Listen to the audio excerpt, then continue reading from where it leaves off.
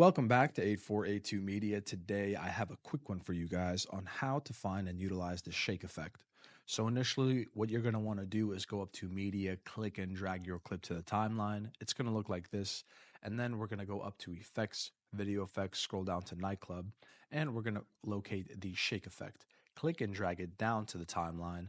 And now we're going to bring it up to the end of the clip. And we could also mess with the strength of this effect and the speed of it. You guys can play around with those as you'd like. So let's take a look. That's how it sounds to me. That's a pretty cool effect, I'm not going to lie. I wouldn't use it for a full clip, maybe like in a transition, like if you kind of want it to be at the end of it, right? So let's take a look if it goes like this. Boom. I would say that's how you utilize this type of effect.